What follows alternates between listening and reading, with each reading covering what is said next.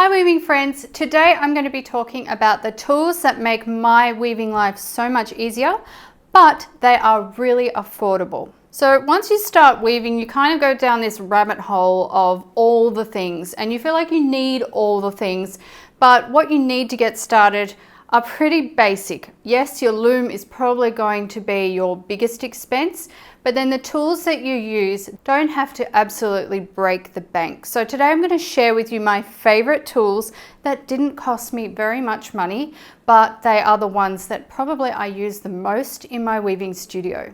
By the way, all of these tools that I talk about today are going to be linked down below. My first favorite tool is the Clover bent tip jumbo tapestry needle. That's a bit of a mouthful to say, but that's what it's called. I absolutely love these needles and I do use them all the time.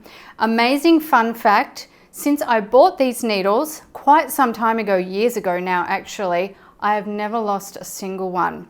And that's one of the things that I really like about these needles, because they are jumbo and they're gold, they're actually quite difficult to lose. Now these needles retail for around $14 US for a pack of 3, which is a pretty good deal. You're definitely not going to need more than 3 unless you're really terrible at losing things. I've already talked about these needles a whole lot in other videos, but just to reiterate the things that I really do like about them. The size is fantastic for doing hem stitching. They have a big eye in the needle so that you can thread almost any yarn through it. They have this really slippery coating, but it's not so slippery that it's going to slip out of your hands, but it slips through the yarn like butter. And the bent tip makes hem stitching really easy. Okay, my next favorite tool, I don't know what I ever did with my life before I got this one. This is the Ashford double-ended threading hook. So when I first bought my very first rigid Heddle loom, it came with a threading hook and then a separate reed hook. Now the threading hook was kind of the bane of my life because it was a metal hook and it just felt like it just split the yarn every single time, and it was really frustrating trying to thread the yarn through the holes, bring it through, only to find that you've split the plies of the yarn. You're bringing 1 or 2 plies through instead of however many you're supposed to be bringing through. I also found the metal hook, it had a big plastic handle, it was kind of clunky. So then I came across these double-ended threading hooks. They're made of plastic, they sit flat and they are flexible. The reed hook is on one end and the threading hook is on the other end. What I did is I bought a bunch of these. I'm not sure how many I have, maybe 5 or 6 of these. And I have them sitting at different places around the studio at various looms because I'm constantly using them. Whether I am using my rigid Heddle, my table, or my floor loom, I'll be using one of these hooks. I also occasionally use them as bookmarks, though that's not their intended purpose, but they're super handy for that as well, when you just need to mark a page on the spot. So I really love double purpose tools, and that I can use this hook without putting it down to thread holes and then to thread reeds, turning it and using either end, and it's so simple and so good and so affordable. So one of these hooks retails for around $5.50 US. Next up, I want to talk about pickup sticks. Pickup sticks can be life-changing for the rigid Heddle weaver because they allow you to make extra sheds, and extra sheds or extra shafts means extra patterning. Quite often newer weavers will play around with plain weave for a little while and play around with some colors, maybe some color and weave, and then they'll want to move on to a bit of an extra challenge, and pickup sticks provide the perfect challenge. They're really easy to use. You don't even really have to know what you're doing in order to use them. I've got a bunch of videos here on YouTube. I don't think I could even link to them all. There are so many of them on different pickup patterns that you could do. I also have a pickup perfection class. So many resources that you could use for pickup sticks. And these retail at around $8.50 US. That is starting at the lower end for something small like this, and then of course it moves up depending on the width that you use. Okay, so this is a non-essential but it's something that I love and really use constantly in my studio as well, and that is a boat shuttle. Now, boat shuttles vary in price massively. You can get something that is like a student level shuttle, which is what this little Ashford one is, right up to beautiful handmade wooden shuttles. Obviously, that cost a lot more. For a little shuttle like this one, you're looking at 50 to 60 US dollars. It seems like a bit of an investment, and it is, but when I first bought my table loom, I bought 2 of these shuttles. This is the smaller one, and I've got the larger one, which I can't show you because it's involved in a project at the moment. It's a little bit larger than this one, and I like the larger one more for various reasons. I like the adaptability of it. It doesn't matter whether you've got a wider or a narrower width warp, you can still use the larger one. And I also like the weight. I like the way it feels in my hand, but I still use this little one all the time as well. So a boat shuttle is not a must-have, but it's something that I recommend you would want eventually. I would love to have some more boat shuttles eventually, but I still get along just fine with the 2 shuttles.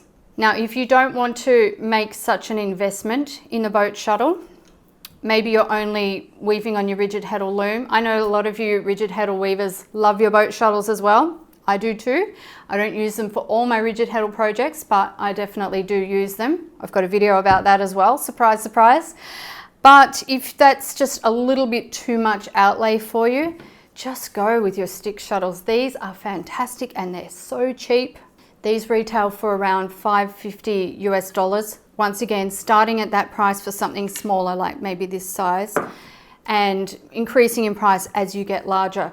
Some of you clever folks I know make these yourselves. Same with the pickup sticks. If you have the resources, if it's cheaper for you to source the wood and make them, or have someone you know make them, then do that. Okay, the last tool that I want to talk about are my dressmaking shears. Now, there are all kinds of scissors that you could have for your weaving.